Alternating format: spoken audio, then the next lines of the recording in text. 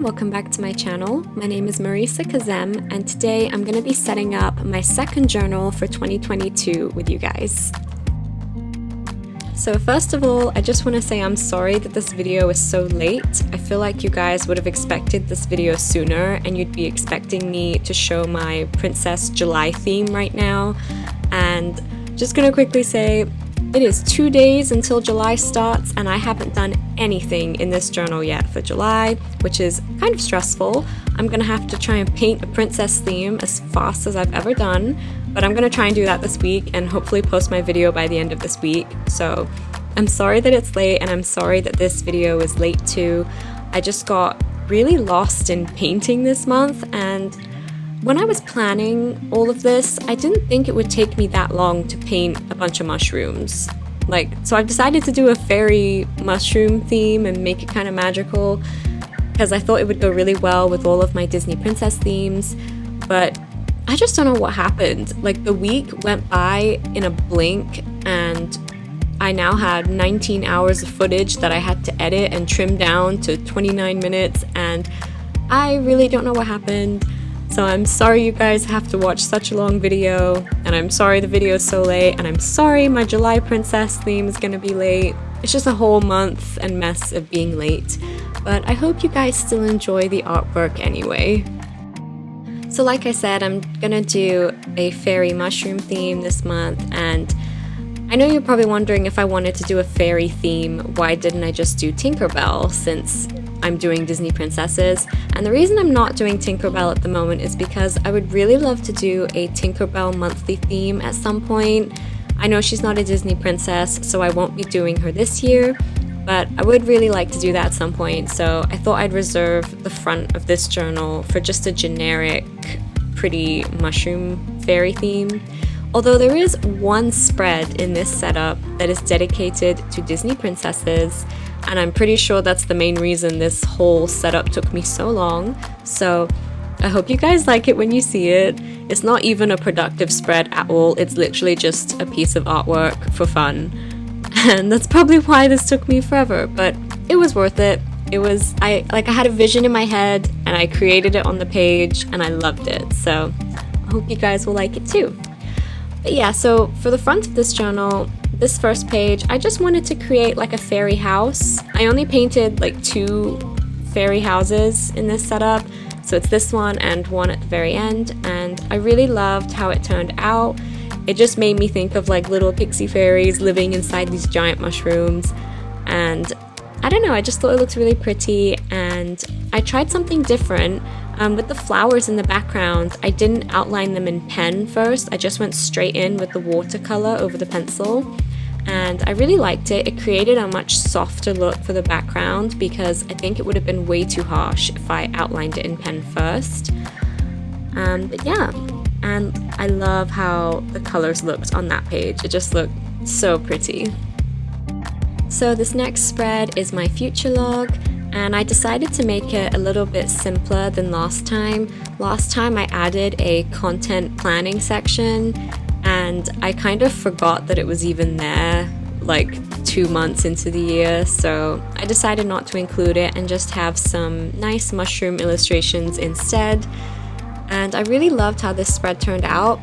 It feels a lot simpler than some of my other spreads, you'll see why, but this was the first page where I did a whole row of mushrooms on the bottom, and I really liked it. I feel like the colors turned out really well. I think in my later spreads it was a little bit messy and my color choices were not the best, but this one I feel like it had a really nice flow to it, and I just included a few little flowers and green things just to make it look more like a forest floor. But I really liked it. If you're enjoying this video so far, please consider subscribing and liking this video. I would love to have more of you here to see all of my Disney princess themes. Those are like the main things that I'm doing, which are more artistic. I mean, not that this is not artistic. I mean, I literally spent so much time painting this setup, but my princess themes are just so much fun, and if you haven't seen them yet, I'd really recommend checking them out.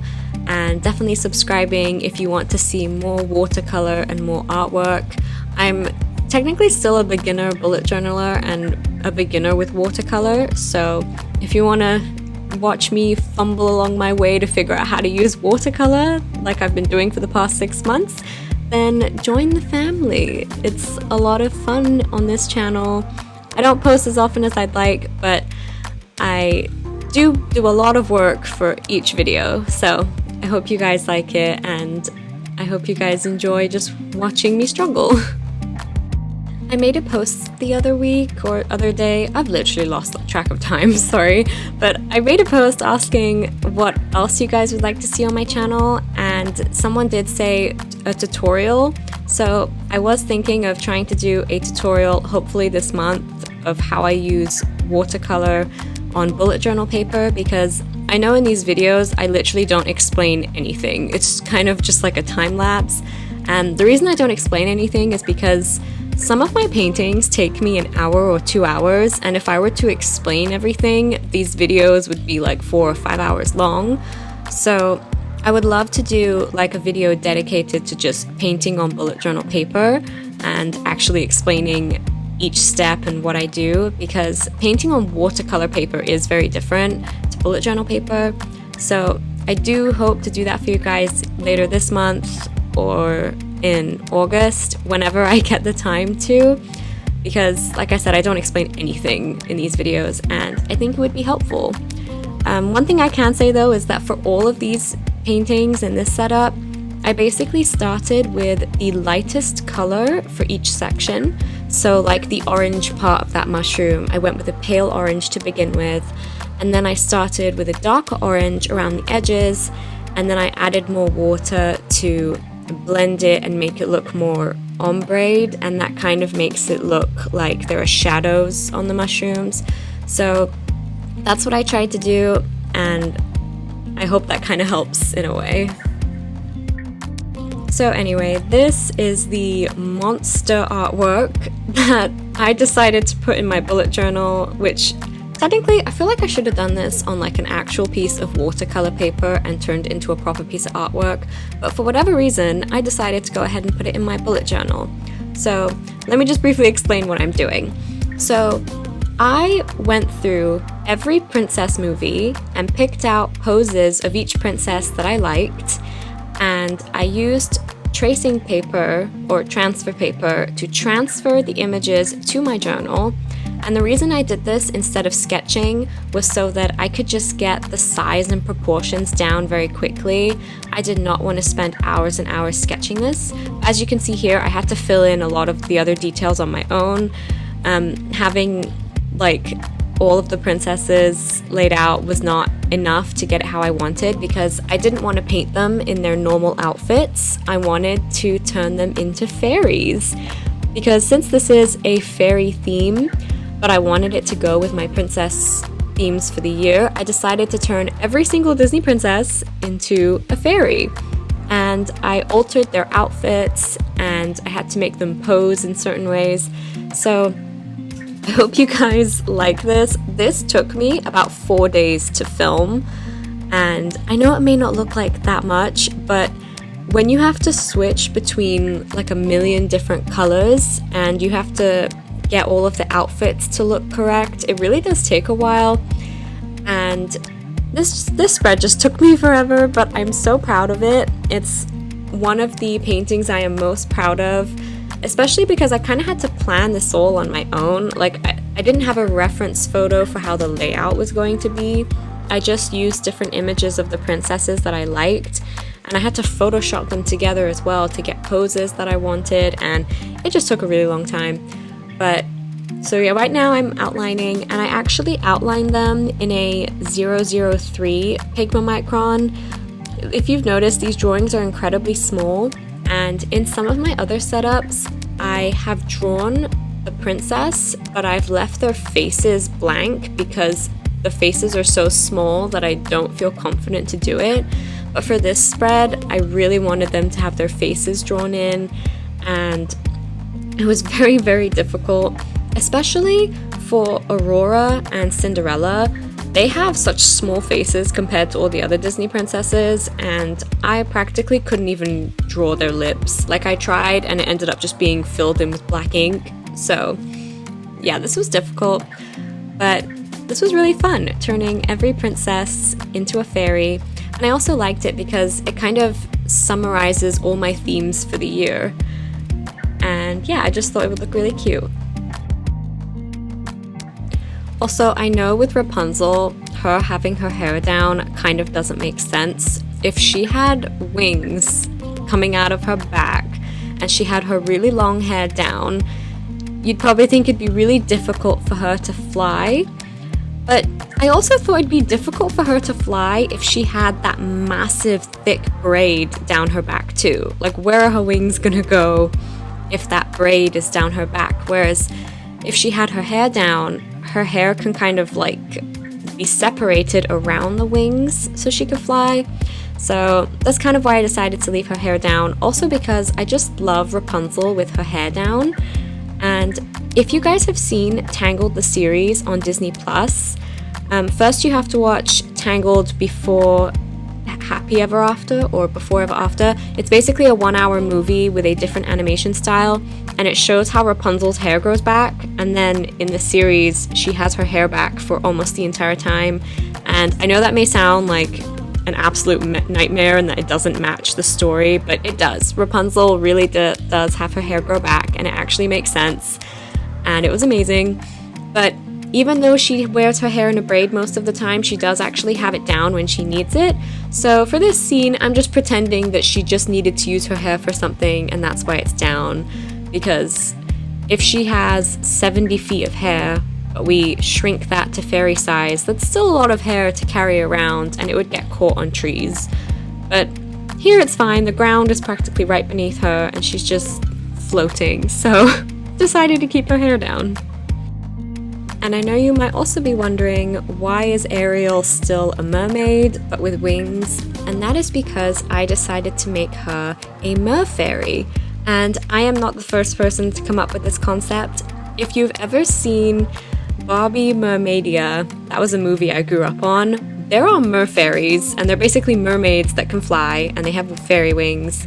And I love Ariel in her mermaid form. To be honest, her as a human's kind of boring. Like, we love the mermaid tail, so I decided to keep her with her mermaid tail and just call her a merfairy.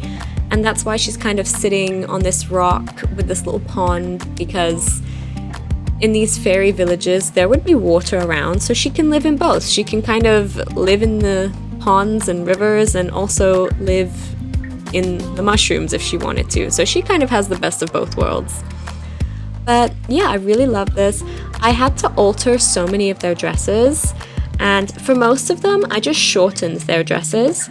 But for Jasmine, I decided to put her in her purple dress instead of her blue outfit, mainly for two reasons. The first reason, I really have a problem with that blue outfit. Like, it's cute, but do we really think this Middle Eastern princess would be walking around in a bra? Like, no. Like, I'm Middle Eastern, and if I were to go to a family gathering in this really short bra that pushes my boobs out, I would be like, I can't even imagine the horror on my family's faces if I did that. So the fact that they put Princess Jasmine in like a bra for the entire movie did kind of bother me. But it is a cute outfit, so I don't completely diss it. But I couldn't think of how to make that look cute as a fairy outfit. Like, would I shorten the trousers to be like shorts? Would I turn it into like a mini blue skirt? And I just thought, you know what, let's just put her in her purple dress. It kind of fits the fairy vibe more. And also, purple is my favorite color, and Rapunzel's the only Disney princess who really wears purple. So I thought, let's have another purple in there, and let's have it on Jasmine because she's my Middle Eastern girl and I want to see her in purple. So yeah, that's why I did that. And for Mulan, I did her outfit in blue. Mulan is one of the princesses that has so many outfits, and I didn't want to put her in her pink outfit, mainly because she was unhappy in that pink outfit. Like, that was like a representation of when she was not happy with being forced to play the role of a wife that, you know, she was looking for a husband, and I didn't want to put her in that. I did not want to put her in armor because, again, that's not her choice to wear armor, and that doesn't really fit the fairy vibe. But at the end of the movie, after it's come out that she was a woman and the general banned her from the army, she wears this really pretty blue dress, and the real one obviously goes down to her ankles, but I decided to shorten it to look more like a fairy dress, and I love it. I feel like Mulan in blue is just amazing. And that's also why I decided to do Aurora in pink, because there's too much blue anyway. Cinderella's in blue, Mulan is in blue, Snow White's top dress is blue, Ariel's tail is a blue-green, so I was like, Aurora's gotta be pink, and she's also the only Disney princess who wears pink, so that's why I did that. And yeah, the only outfits I didn't really change was Pocahontas and Moana. Moana's I shortened by like 2 millimeters, and then Pocahontas's I kept the exact same. But yeah. Also, I tried to keep the colors matching as best as I could. With Cinderella, I did not paint her dress a rich dark blue that we see sometimes, because in the movie her dress is a very pale blue or silver. It's hard to tell what the intentions actually were. Sometimes it literally looks silver and sometimes it looks like a pale blue, so I went with pale blue. But let me know down in the comments which princess was your favorite adapted as a fairy. I don't know which is my favorite, honestly. Jasmine might be my favorite just because I love her in that purple dress, but I would say Tiana looks the most like a natural fairy because her dress is made out of a lily, and if you've seen Tinkerbell, the movies, like all of those movies, everyone in there wears clothing made from leaves and flowers. So I feel like that really makes Tiana look like the most natural fairy, whereas the other ones are clearly wearing like clothing made from fabric, and they do look kind of weird as fairies, but I don't care, I like it. So let me know in the comments which is your favorite princess that I altered. I would love to know. And maybe which one was your least favorite? Which one did you think looked weird? Because I feel like Merida looked a little bit weird, but I still liked it. So let me know. Okay, now I'm quickly going to explain what those two previous spreads were. So my ideal day, I basically did the entire thing in an erasable pen. This is the same pen that I use to fill out my journal with, and I'll leave it down below. Basically, I want to have like an ideal schedule listed for myself, but the reason I did it in an erasable pen is because I do not expect that to stay the same over the next 6 months. I definitely think there's going to be some changes in my life, and I didn't want to have this set schedule that's only valid for 2 months and then I'll never be able to alter it. So that's why I did it in an erasable pen, and I also didn't do any illustrations on that page because I didn't want to have any obstructions. And then the page after that was my yoga inspo, and I basically just drew a cute fairy doing yoga on a mushroom, and I plan on just writing down any quotes and things that inspire me to do yoga. So now this spread, this is my symptom tracker and my menu. I'm going to talk about my menu first. Basically, I wanted to create a little booklet menu in here where I can write down different meals for myself. And as you can see right now, I just got out the needle and thread and I'm tying a bow, and I'm going to sew this little booklet on the spine because you could use a stapler, but I actually don't have a stapler. I have needle and thread, but not a stapler. So, and I've done this before with other booklets. You basically just press the needle in down the middle and make it as long as you want, and I just go through the same holes like 3 or 4 times until I feel like it's strong enough, and then I tie a little bow right at the back when I'm done, and it works really well. It looks really cute. I just used a separate piece of like yellow paper that I had, and then I used bullet journal paper for the white part on the inside so that it would match the rest of the journal. And yeah, so here I'm just tying it shut, and then I'm gonna glue it in, and I have my own little menu. And I thought it'd be really cute. Last time I did a similar type of menu that came out of a pocket, but this time I just wanted it to stay in the journal. So I've done that, and yeah, I have my headings. I've got breakfast, lunch, dinner, and snacks. So yeah, I really liked it. And then for my symptom tracker, it's the exact same thing I did last time. I have each month listed and all of the days, and then I have the symptoms that I want to track on the side. And this is also a period tracker. Last time I didn't actually put my period on one of the keys, but I ended up marking my period on there as well. So this time I decided to just add that at the bottom so that it's clear. And that also helps because I get a lot of migraines related to my epilepsy, and I want to know when they're triggered by my epilepsy or from my period, so that's why I like to have this tracker. But then I just decided to do the same kind of decorations, but I made it simpler. Instead of doing mushrooms along the entire bottom of the page, I just did a little mountain of mushrooms on the side, and then 2 little mushrooms here, and then I have 2 little pixies carrying them. I decided to make these little pixies and basically make their wings slightly different. They don't have the bottom wings, and they just have very simple fairy dresses because I was not going to paint any more Disney princesses as fairies. Like, this would take too long if I did that on every single page. So this spread is my movies and TV shows list type of thing, and yeah, I kind of went insane on this page too, which is why it took so long. So in my first bullet journal, I did something similar to track, my second bullet journal. I did something similar where I drew out different tapes of movies and movie tickets to track this stuff, but I didn't really count very well for how many I was going to include. And then in my last journal, I did this scene of Paris, and then I just had lines listed above where I could write down all the movies and TV shows, but again, they weren't numbered very well and it looks kind of sparse. So this time I counted the amount of movies and TV shows I watch in a 6-month span, and so far I have watched 18 movies and I think 17 TV shows. I'm very shocked that I watch that much, but I guess I do.